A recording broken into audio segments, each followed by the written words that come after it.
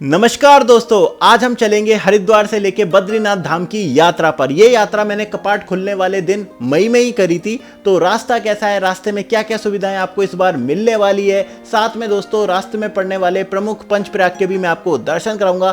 तो वीडियो को पूरा जरूर देखिएगा, आपके सारे डाउट दूर हो जाएंगे। पर उससे पहले दोस्तों चैनल को भी सब्सक्राइब जरूर कर दें, क्योंकि लगातार मेरे चैनल पर इस तरीके की धार्मिक वीडियो आती रहती है। तो पूरी वीडियो को एंड तक देखें। जय बद्री विशाल। ये झरना पूरी तरीके से जम चुका है, ठोस बर्फ आपको मिलने वाली है। ये मिलेगा आपको बद्रीनाथ के रास्ते पे इस बार।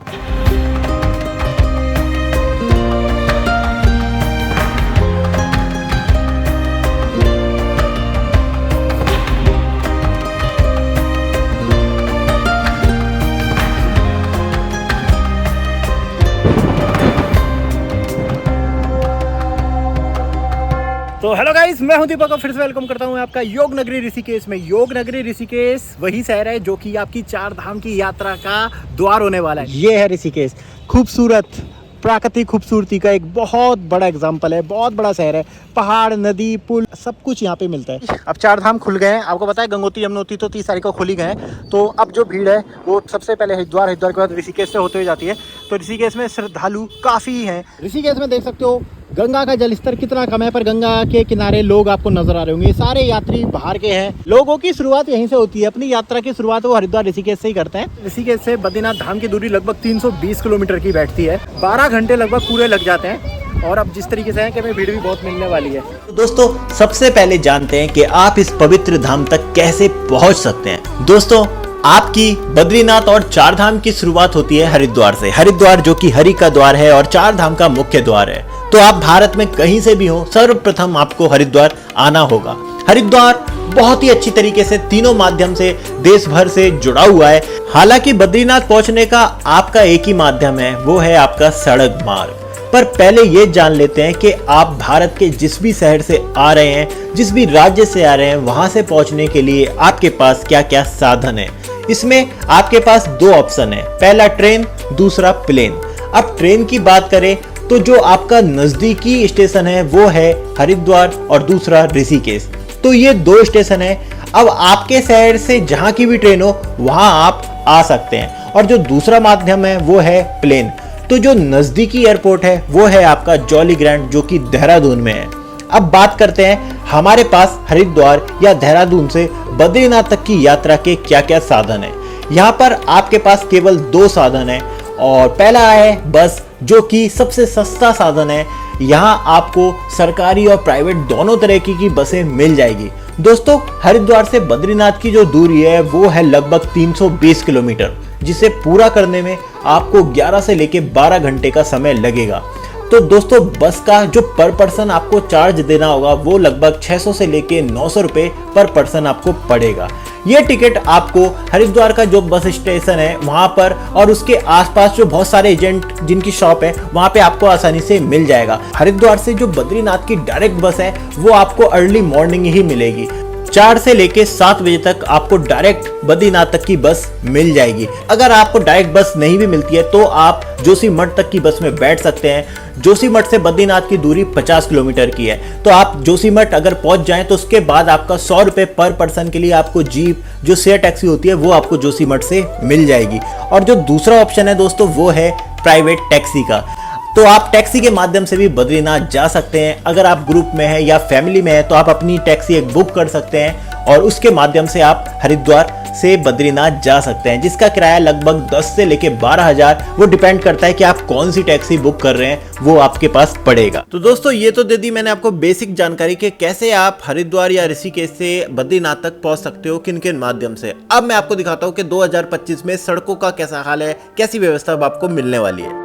जय बद्री विशाल। और करते हैं अपने इस 2025 की बद्रीनाथ धाम यात्रा की शुरुआत अपने ऋषिकेश जानकी सेतु से। ऋषिकेश से मैं इसलिए यात्रा शुरू कर रहा हूँ क्योंकि ऋषिकेश ही वो पहला पड़ाव पड़ता है दोस्तों, जहाँ पे आपका पहला स्टॉप होता है। दोस्तों ये यात्रा मैंने मई में की और मई और जून एक ऐसा वक्त होता है जब चार धाम अपने पीक पर होता है, इसलिए यहाँ पर तो आपको जाम मिलना ही मिलना है। तो दोस्तों आप पहुंच चुके हैं तपोवन में। तपोवन ऋषिकेश का हार्ट बोल सकते हो आप, दिल बोलते हो, क्योंकि ये एक ऐसी जगह है जहाँ पे सबसे ज़्यादा स्टे के ऑप्शन है, अच्छे अच्छे होटल है, रेस्टोरेंट है, और जो फॉरेनर है वो भी इसी जगह पे आके रुकते हैं।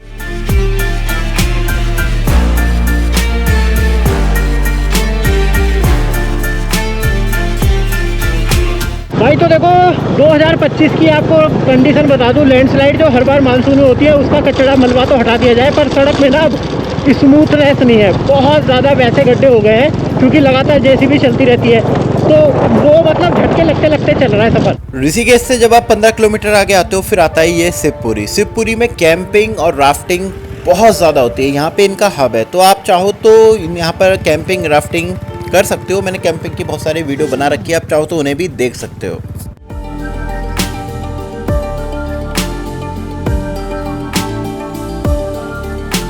दोस्तों 2 साल पहले मैं यहीं पे जब बद्रीनाथ जा रहा था, ये पूरा मेरे सामने गिरा था लैंडस्लाइड। देखो बिल्कुल मिट्टी पेड़ सब हट चुके हैं, एकदम बस चट्टान बची है। बहुत तगड़ी लैंडस्लाइड हुई थी, मेरी आंखों के आगे हुई थी। अगर आप जिसे देखियो मानसून में जब मैंने करी थी, कितना जबरदस्त और मतलब बिल्कुल मंत्र मुग्ध कर देने वाले नज़ारे आपको देखने को मिलेंगे प्रकृति के। दोस्तों ऋषिकेश से जाते हुए सबसे पहला जो प्रयाग पड़ता है, सबसे बड़ा प्रयाग, वो देवप्रयाग पड़ता है, जो ऋषिकेश से 70 किलोमीटर की दूरी पर है। इसका रास्ता बहुत ही ज़्यादा खूबसूरत है, साथ ही आपको खाने पीने की यहाँ पे बहुत सारी शॉपें मिल जाएंगी और आपको पेट्रोल पंप भी जगह जगह मिल जाएंगे। तो बहुत ही अच्छा, मतलब एकदम सुखद रास्ता, पहाड़ों को एंजॉय करते हुए आप देवप्रयाग तक पहुँचते हो।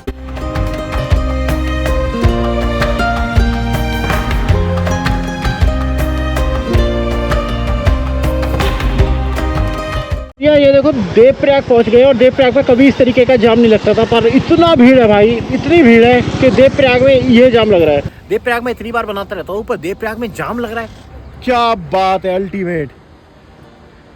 बिल्कुल नदियों का कलर एक तरीके से बदल चुका है। मैंने आपको बताया था कि बहुत बारिश हो रही है उत्तराखंड में, जिस वजह से देखो भागीरथी तो अभी भी नीली नज़र आ रही है, पर भाई ये देखिए आप, संगम पे लोग भी काफ़ी हैं, पर अलकनंदा का कलर देखो कितना मटमैला है, ऐसा मानसून में आती है ना उस तरीके से कलर आ रहा है।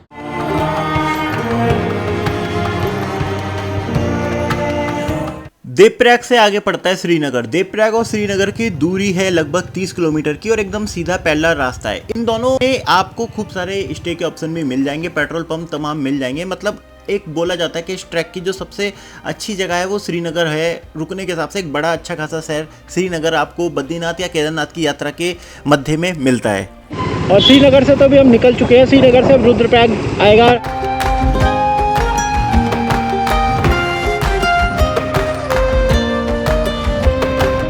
दोस्तों अपनी यात्रा पर अब मैं पहुंच चुका हूं उस स्थान पर जिसे बोला जाता है चार धाम की संरक्षक, यानी मां धारी देवी, जो आप मेरे पीछे देख सकते हो। सबसे ताकतवर और जागृत मंदिर इसे उत्तराखंड का कहा जाता है, और कहा जाता है कि चार धाम की यात्रा करते वक्त आप इनके दर्शन जरूर करें, तभी आपकी चार धाम की यात्रा होती है वो पूर्ण मानी जाती है। इस वक्त मैं जहाँ पे खड़ा हूँ तो इस जगह पे यहीं पे आपका धारी देवी मिलता है, और यहाँ से सिर्फ 9 किलोमीटर दूर आपका श्रीनगर होता है। पर गजब का मौसम, गजब की सीनिक ब्यूटी पहाड़ों के बीच में, और बीच में ही स्थित है अलकनंदा पर ये मंदिर माँ धारी देवी का। इसके दर्शन ज़रूर करें। अभी भी देख सकते हो आप, बहुत ज़्यादा लोग, अभी जितने लोग बद्रीनाथ केदारनाथ जा रहे हैं वो सब लोग माँ धारी देवी के दर्शन कर रहे हैं। जितना अलौकिक ये मंदिर है उतना ही महत्वपूर्ण ये मंदिर है। इसके बारे में मैंने कई बार वीडियो बना रखी है, तो आप डिटेल में वो वीडियो भी देख सकते हो। तो कोशिश करें कि जहाँ भी आपको पेट्रोल पंप मिल रहा है वहीं पे अपनी गाड़ी को फिल करा लें। ये सोच के साथ तो मत चले कि ऊपर भरवा लेंगे, क्योंकि पेट्रोल पंप सीमित है।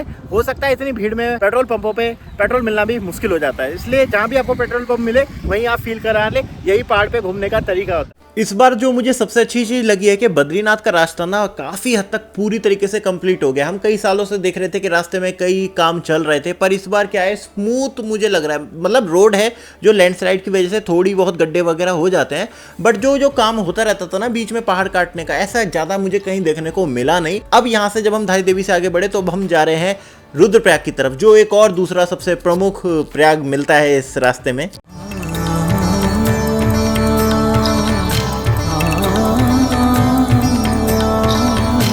दोस्तों अब पहुंच चुके हैं हम उस पॉइंट पे जहां से बद्रीनाथ और केदारनाथ दोनों के रास्ते डाइवर्ट हो जाते हैं।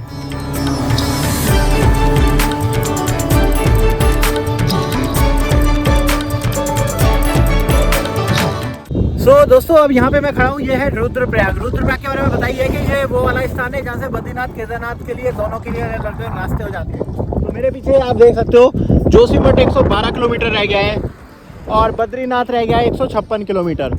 गजब का मौसम हो रखा है, देखिए मई में भी गजब का मौसम। मैं कह रहा हर वक्त इस रूट पे तो मानसून मानो आप 12 महीने रहता है, 12 महीने मानसून वाला मौसम रहता है। एक और खास चीज दिखाता हूँ भैया आपको मैं, ये आपको दिख रहा है आने वाले टाइम पे ये टनल होगी तो ये बाईपास का काम करेगी, मतलब केदारनाथ और बद्रीनाथ आपको जुड़ना होगा, रुद्रप्रयाग जाने की जरूरत नहीं पड़ेगी। आप सिर्फ इस टनल से होते हुए, टनल को पार करते हुए अलकनंदा को, और आप चले जाओगे बद्रीनाथ, और बद्रीनाथ से आप वापस इस टनल को से अंदर होते हुए आप चले जाओगे केदारनाथ। तो हर और हरि का संगम है रुद्रप्रयाग की ये धरती, जहाँ पे मंदाकिनी यानी मंदाकिनी आ रही है केदारनाथ से और अलकनंदा आ रही है बद्रीनाथ से। तो बद्रीनाथ केदारनाथ का संगम, हर और हरि का संगम भी आप इस पावन धरती को कह सकते हैं।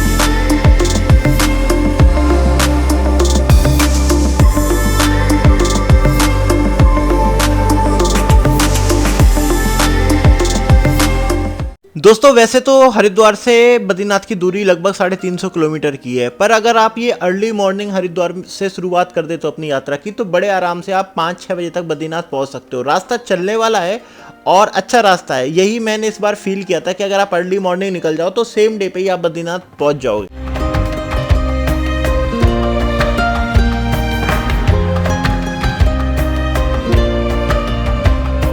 तो दोस्तों अब पहुंच चुके हैं तीसरे संगम यानी कर्णप्रयाग की तरफ। कर्णप्रयाग बहुत इंपॉर्टेंट रखता है यहाँ पर, क्योंकि कर्णप्रयाग से आप चाहो तो आदि कैलाश तक जा सकते हो। मैंने पिछली बार आदि कैलाश गया था, तो कर्णप्रयाग से ही रास्ता जाता है ऊपर की तरफ। कर्णप्रयाग का मौसम बहुत ही अच्छा रहता है हमेशा, देखिए, क्योंकि इसकी जैसे जैसे हम आगे बढ़ते जाते हैं ना प्रयागों में, तो हाइट बढ़ती जाती है, तो ऊंचे ऊंचे पहाड़ आपको मिलते हैं ऐसे ही बादल वाले। साहब क्या व्यू है। और देखिए मैं आपको दिखा रहा हूँ इस टाइम कर्णप्रयाग का संगम, पिंडर नदी, और वो आ रही है हमारी अलकनंदा नदी, देखिए सामने। और इतनी बारिश हुई है ऊपर पहाड़ों पर कि इस टाइम आपको दिख रहा होगा कि कलर अलकनंदा का कितना डार्क है। तो ये वाली नदी जो आ रही है वैसे सबसे खतरनाक मानी जाती है, पर यह अभी शांत है। पिंडारी ग्लेशियर से आती हैं, पिंडर नदी है ये, और ये अपनी अलकनंदा आ रही है जो सबसे बड़ी नदी है उत्तराखंड की, देखिए। और इनका आपको संगम होता हुआ दिख रहा होगा।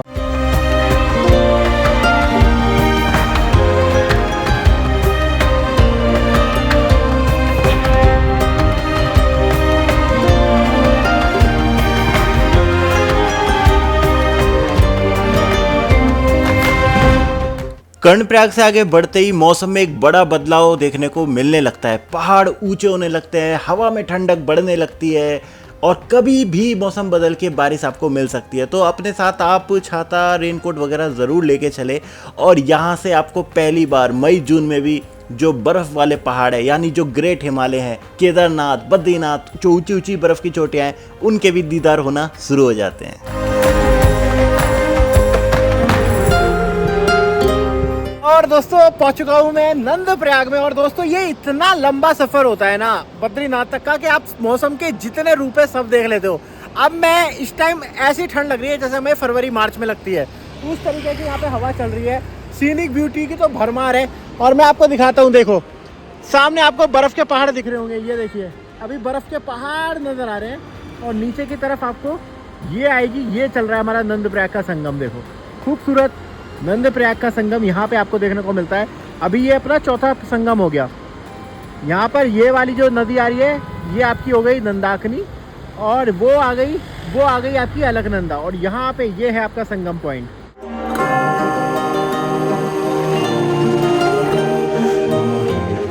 तो देखो उस वाली जगह पे पहुँच गए जहाँ पे अभी बादल फटा था। सोचिए नॉन सीजन, अभी बारिश का मौसम नहीं है तो भी बादल फट जाते हैं।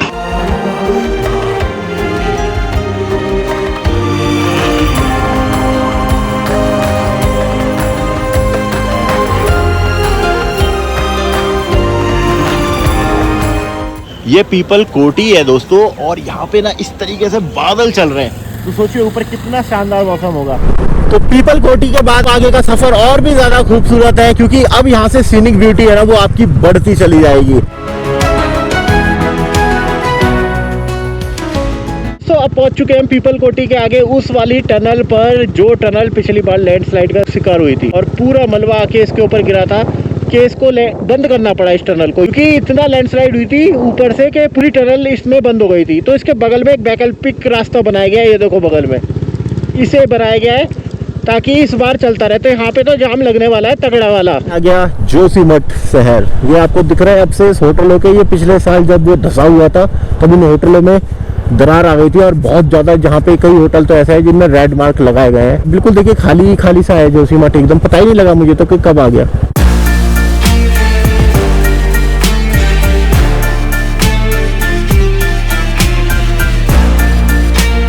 नंद प्रयाग के बाद पांचवा प्रयाग, और वो भी मई में कैसा दिखता है वो मैं आपको दिखाने लाया हूँ। ये है विष्णु प्रयाग, सबसे ऊंचा प्रयाग है पांचों प्रयाग में, ये देखिए। और यहाँ पे संगम होता है अलकनंदा और धौली गंगा का। बहुत बार बनाता हूँ क्योंकि रूट पे मिलता है, बद्रीनाथ के रूट पे, तो यहाँ पे दर्शन करें। और यहाँ से 30 किलोमीटर की दूरी पे ही आपका आ जाता है बद्रीनाथ।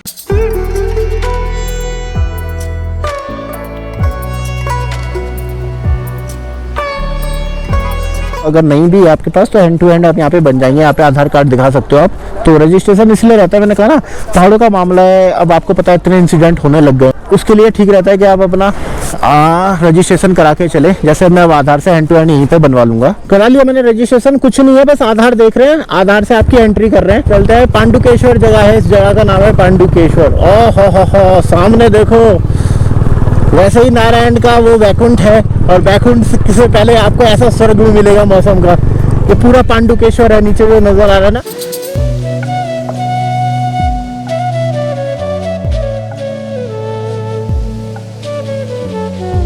और बद्रीनाथ के रास्ते में इस बार आपको इतने ऊंचे ऊंचे ग्लेशियर मिलेंगे। ये झरना पूरी तरीके से जम चुका है और मेल्ट होके बस थोड़ा सा आ रहा है, और उसके दोनों तरफ देखिए कितने ऊंचे ठोस बर्फ आपको मिलने वाली है। ये मिलेगा आपको बद्रीनाथ के रास्ते पे इस बार।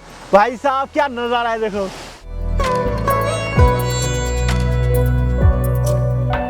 और ये यहाँ से सिर्फ बद्रीनाथ से भी बात करें तो सिर्फ 5 किलोमीटर पहले हम पहुँचे हैं, और 5 किलोमीटर पहले पे जेसीबी के द्वारा इन ग्लेशियरों को हटाया जा रहा है। देखिए पूरी सड़क पे पानी पानी है क्योंकि मेल्ट होता रहता है, और जेसीबी इन्हें किनारे कर रही है ये बर्फ़ को।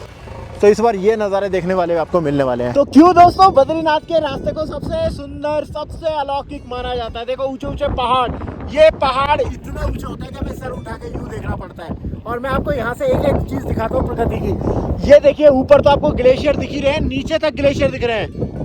ये अलकनंदा के ऊपर पूरा ग्लेशियर जम चुका है पूरा, देखो। हाँ, अलकनंदा नीचे से बह रही है उसकी।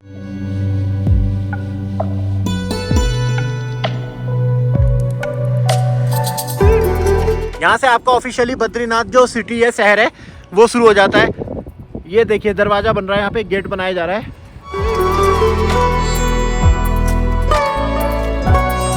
तो दोस्तों फाइनली पहुंच चुका हूँ मैं बद्रीनाथ धाम, और टोपे को देख के आपको पता चल रहा होगा -2 डिग्री टेम्परेचर हो रहा है इस टाइम यहाँ पर। तो जल्दी से मैं आपको दर्शन करा देता हूँ रात को कैसा लग रहा है। ये करिए दर्शन साक्षात बद्री विशाल के।